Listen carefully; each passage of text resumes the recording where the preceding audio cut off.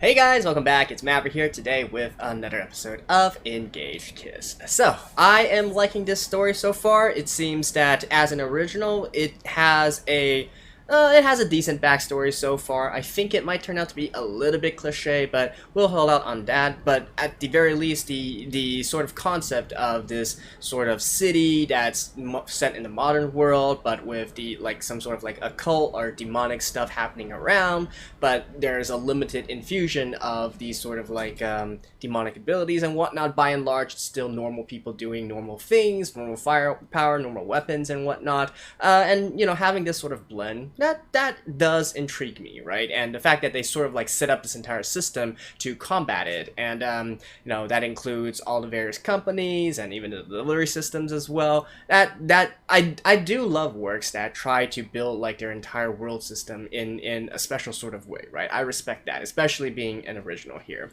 And not only that, but it seems that we are having a proper rom-com, right? A proper triangle here. I was kind of worried because typically with these kinds of series, it's quite obvious like who the main girl is, but this one, I think they are actually making an effort to make it into an actual triangle, which, I hate it when it's quite obvious, like from the first episode, who the main girl is supposed to be, but then you force the sort of like rom-com or harem or triangle developments into it when everybody knows who's gonna win anyway. So, with that in mind, let's just get into the third episode. Alright, let's begin in 3, 2, 1, play.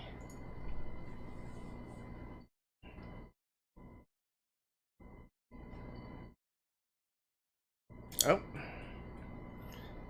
I would venture a guess and say this is backstory time.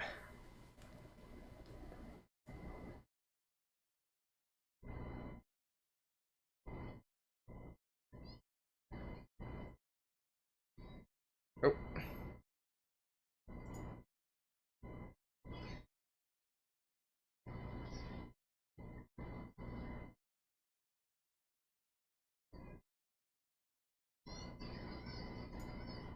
That was big. I actually thought it was oh, it's his little sister, Ashley.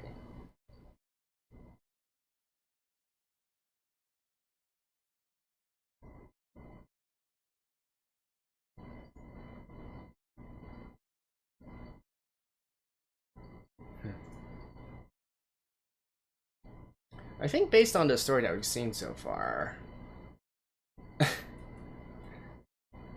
their family was kind of like a.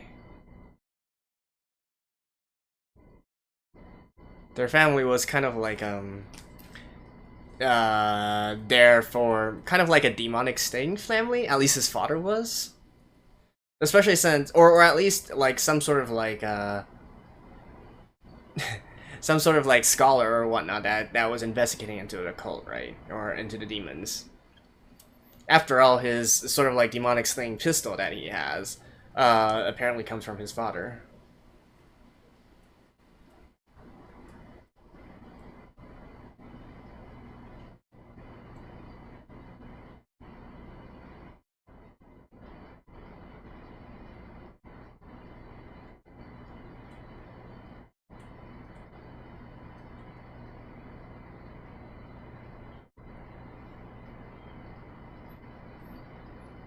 Okay, so we're gonna have like a priest that turns into a demon, something like that.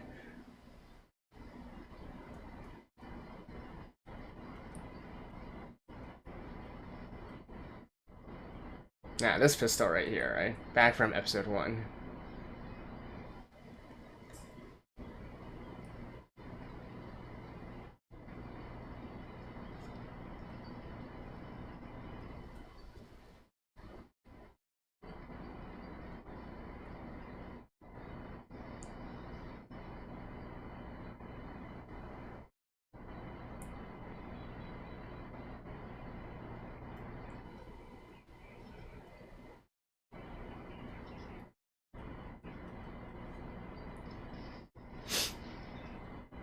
I was like, is this gonna be another case where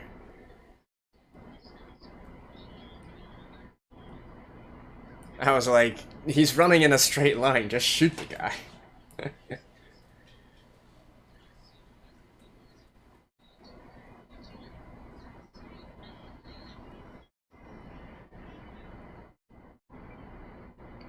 A demonic contract.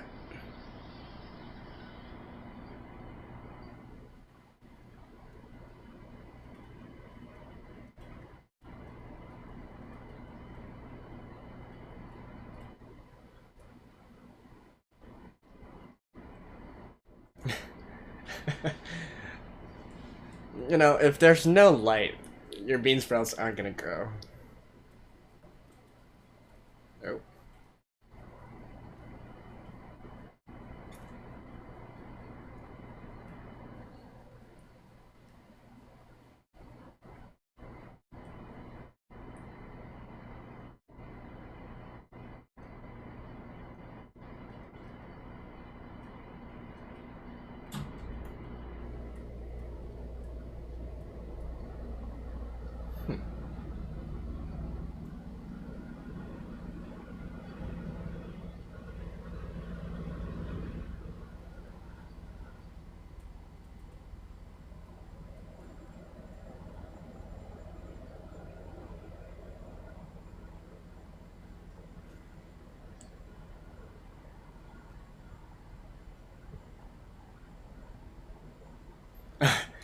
So this guy doesn't really know what's going on.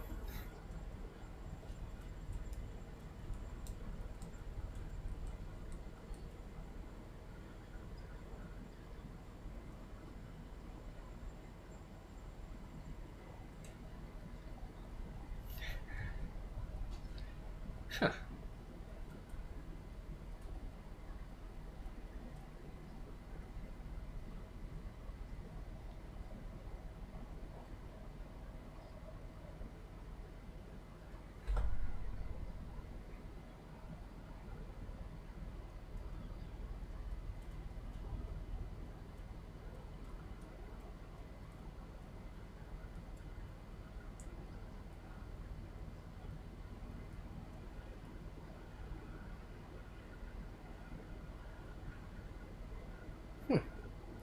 So does this mean that the people that are actually running this stuff are these two sisters? I guess the father is just supposed to be a figurehead.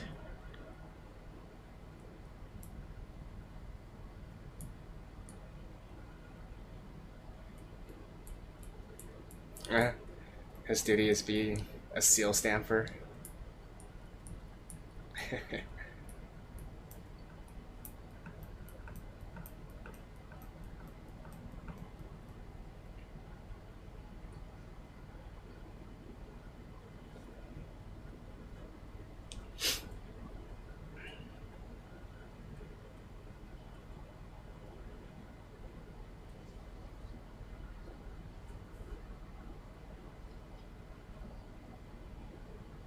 Hey, it's these two.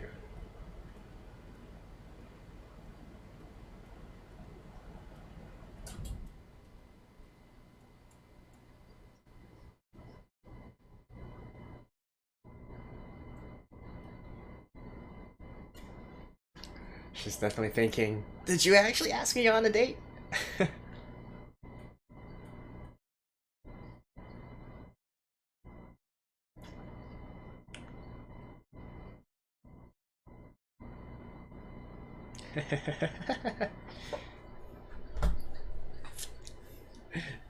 uh, a tsundere and a yandere.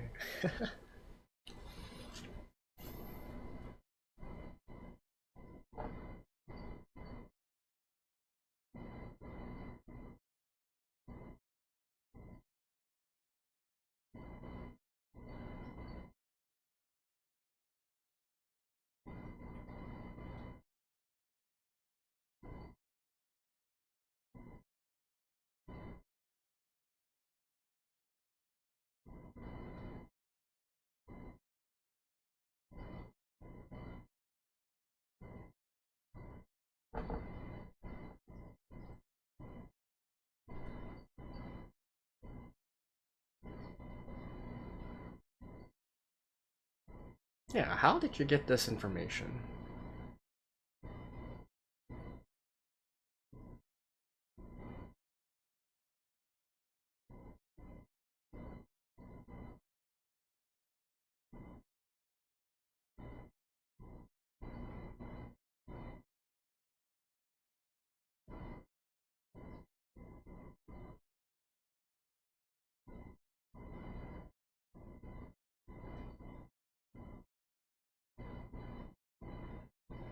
I mean, at the end of the day, they're kind of like using each other, right?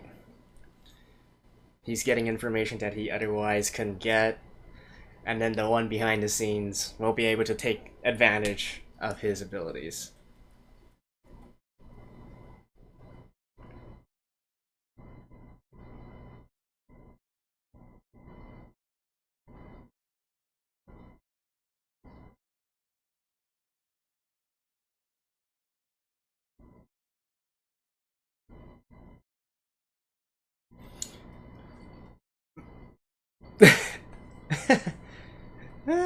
Yeah, I was like,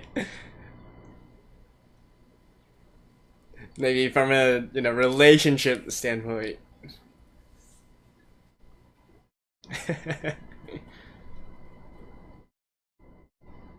Oh, here comes a yandere.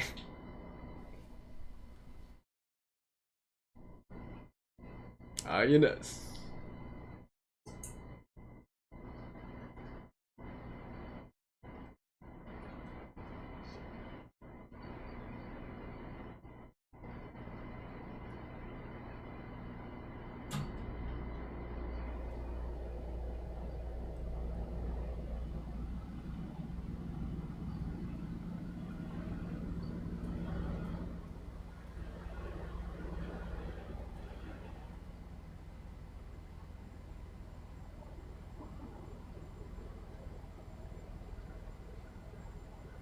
Okay, so it's getting hot, and so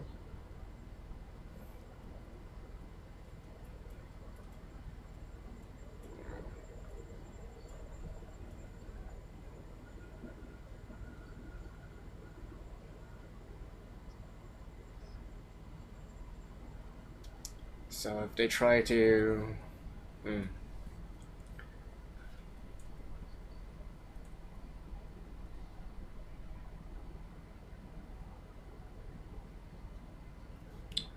I'm actually much more curious. Like, what will happen if,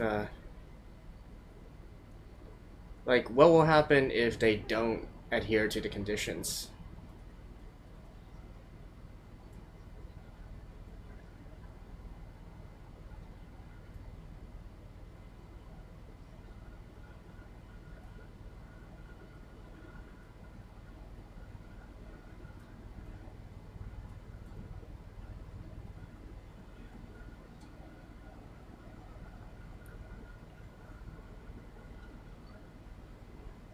Like, I mean, it's all nice and well that he's willing to work below the market rate, right? But one of the things that's keeping these auctions honest is that they need to actually, be able to finish the job.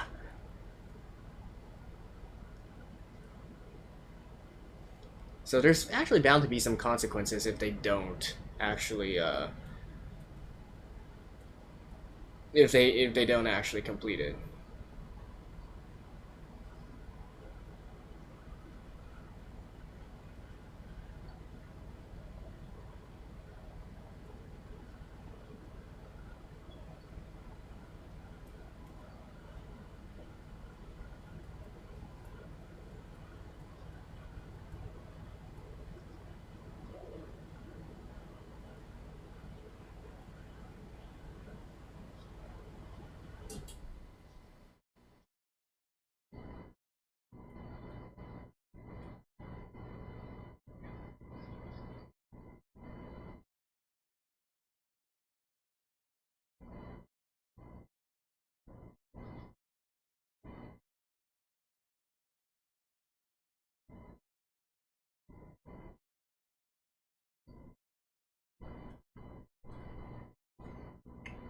I guess this distrust is because demon users are inherently like distrusted, right?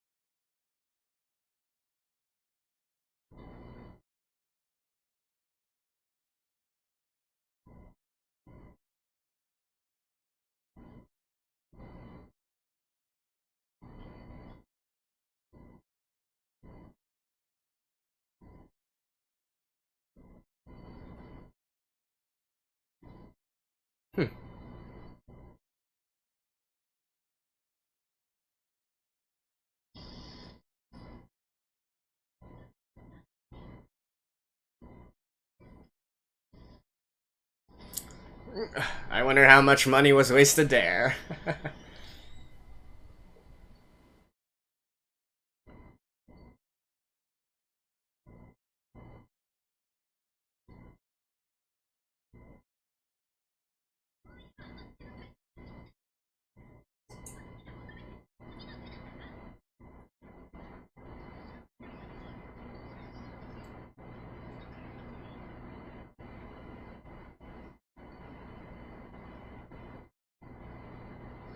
Yeah, I'm just like...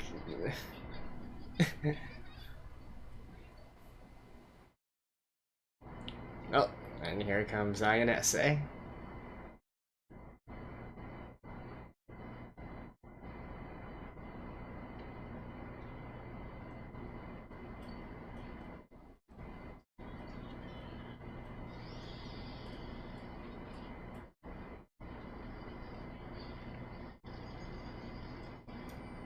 Like, in all honesty, though, I just feel like this is a losing endeavor in terms of the, in terms of the reward to loss ratio. Like, there's no way I could see this being, like, a net profit for these companies.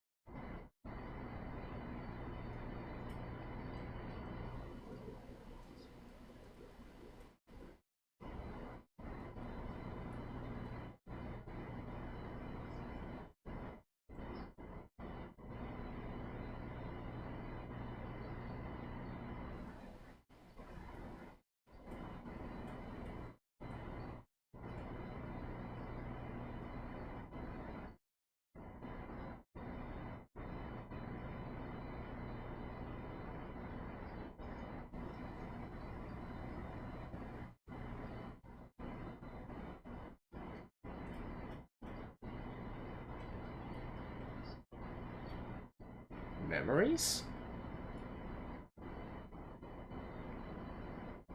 Hmm. So, since this is...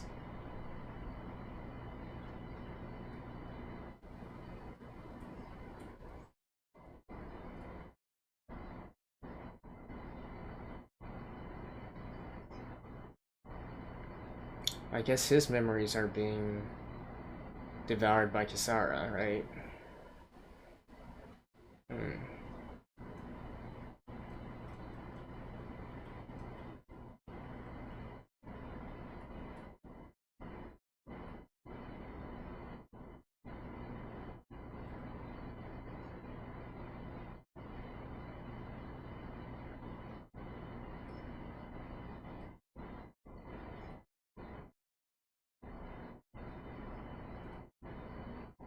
Hmm.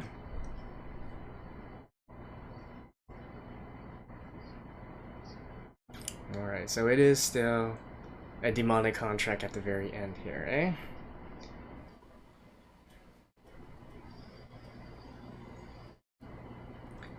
All things considered, I do kind of wonder, like, is Kisara's basis sort of like a succubus?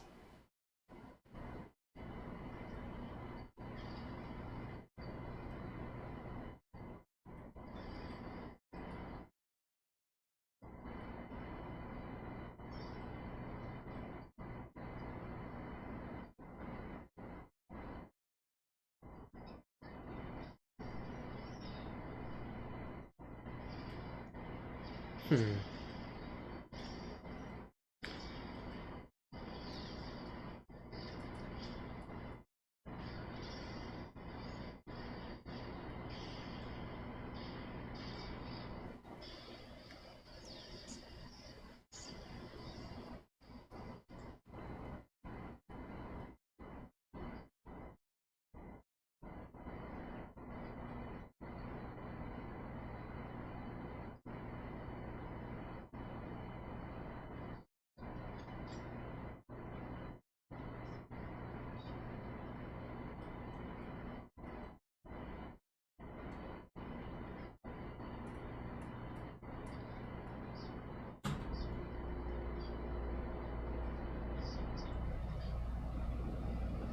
Hmm.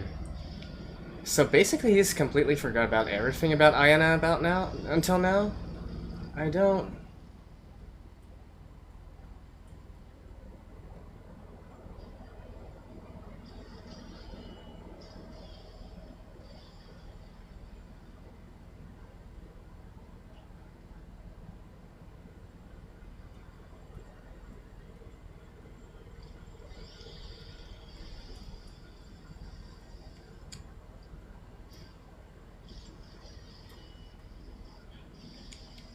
So,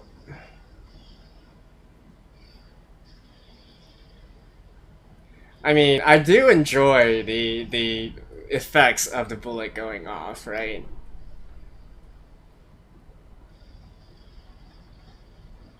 But I'm wondering, like, is that a result of him having some powers itself, or is it? I guess it's still based on demonic contract, right?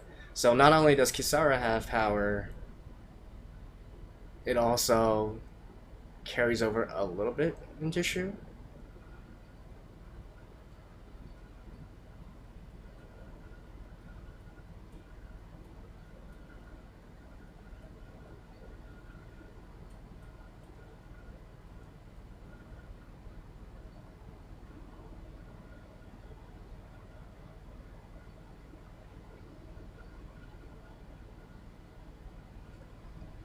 Yeah, that is okay. Now that is I guess we probably should have, or I probably should have realized that, right?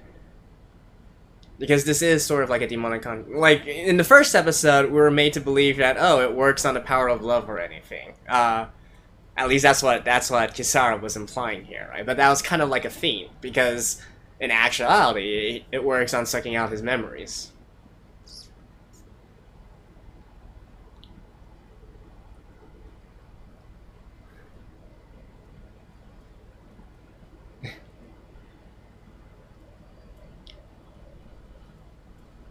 I'm actually sorry. I'm continuing on right now because I feel like there's maybe a little bit after this. It might be like a preview or something, but I just want to quickly take a look.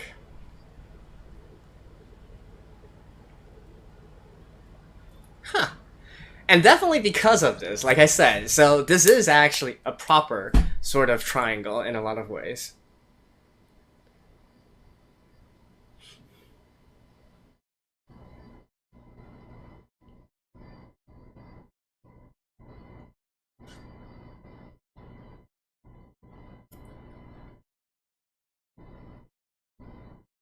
Alright, is this going to be a preview or no?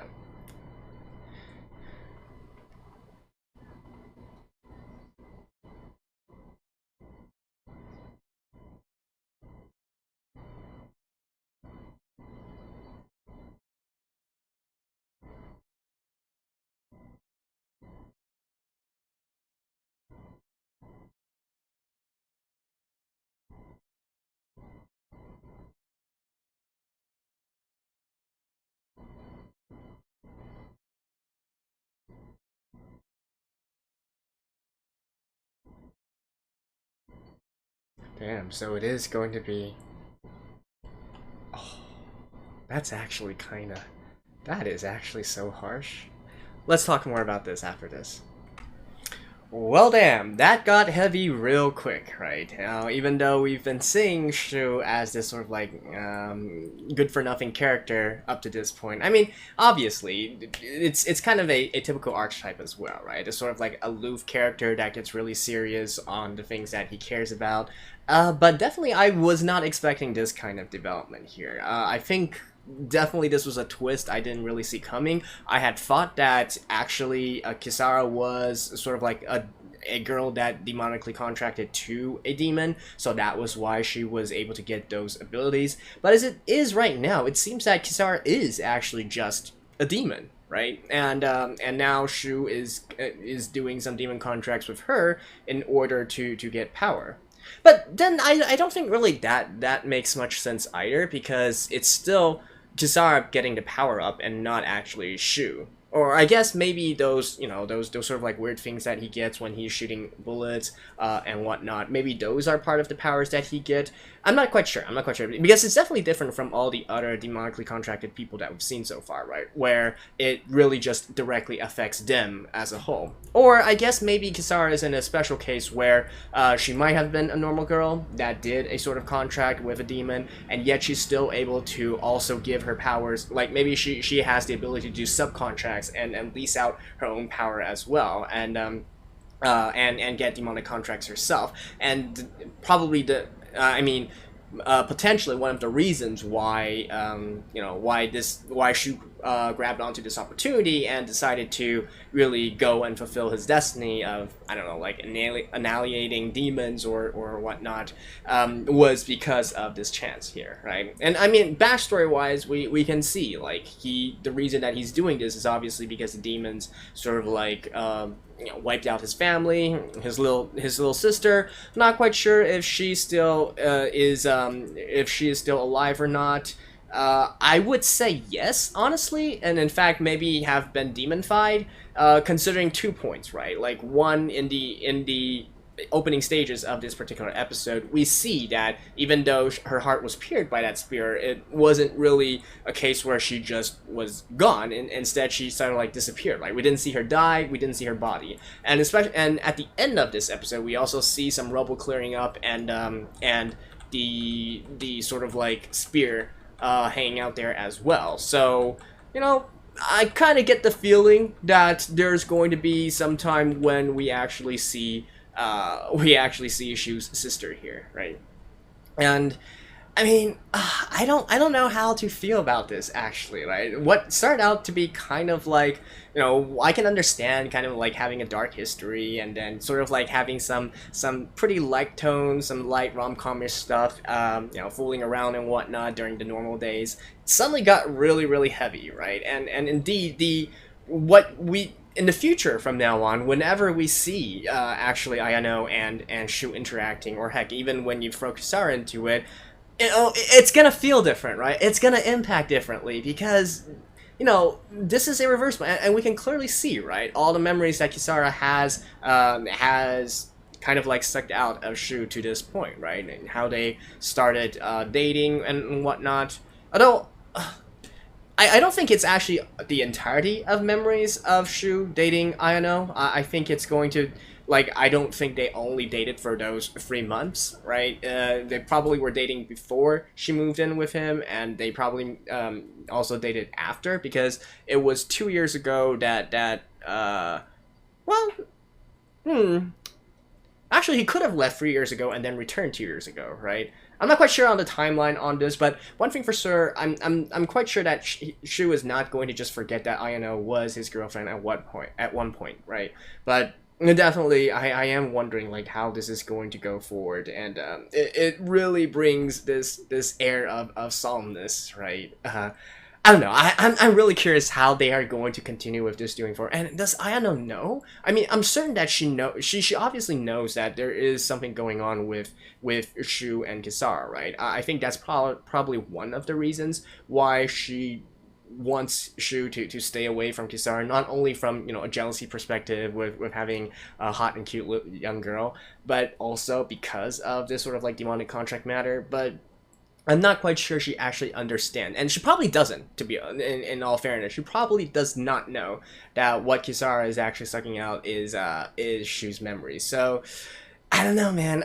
I really want to see how they continue their relationship from here on. And actually, one interesting thing I found was that the episode actually sort of hinted at this. Right in the park scene where we see Shu meeting with Ayano, right? There were two guys who were out there jogging and talking about, like, what's more important, your work or your girl? Like how do you balance that? And it kind of really ties into this, right? So Shu has made a decision, right? His main objective and whatnot is to, well, actually, honestly, we don't really know, but probably solve the mystery of his family, exterminate demons, whatever, and he's prioritizing it, or heck, like, I mean, Kisara also mentioned, right, also protecting Ayano in a sense. So to Shu, this is much more important than being in a relationship with Ayano, and he's made his decision here, right? And I'm just like, I don't know, like, obviously the dialogue and whatnot is still a little bit awkward, but I think overall I do really love and dig this development storyline. And the fighting scene, well, it was kind of meh, but the finale, right, the finale with Shu shooting the sniper shot, that was pretty cool, right? I love the effects that went around. I'm a sucker for these sort of things, like any sort of like finale type of move, and where you have like various magic seals and whatnot going around, sort of like the railgun effect, right? If you guys know what I'm talking about. And yeah, I mean, obviously there's some other stuff I'm thinking about as well, like how exactly is this city being run, and I still have like huge questions about like this particular system that they've set up in order to exterminate demons. I still feel like this is very much this is still very much a situation where I don't see any way for them to make profits at all, but who knows. And you could argue about like the sort of, we can clearly see that Shu's sort of like a young rebellious character, right? He wants to go against the system. He's like, why should I put up with you old farts? I want to do my own thing. I want to do what's right, and so on and so forth. At the same time, though, we do have to wonder, right? One does have to wonder, like, does it make sense to open the precedent of allowing demonically contracted users to fight, right? Because then we run into some ethics issues as well, right? And certainly, so to this point, we still haven't seen anyone other than Shu doing this, because I'm assuming it's kind of frowned upon, and I can see why, right? Like, if this were to happen in real life, right, to face on the ethical question of, are we utilizing these people who clearly are sacrificing themselves in some sort of way in order to gain this power? It turns into a slippery slope, right? I can see why, at least publicly, they will not admit to utilizing this kind of method, but for someone like Shu who really doesn't give a crap about all this, and he only, he's gonna do this regardless, right? Because he wants to fight demons and solve the problem with his family, his loved ones, and so on and so forth. So I guess that's why they all relented in the end? Question mark.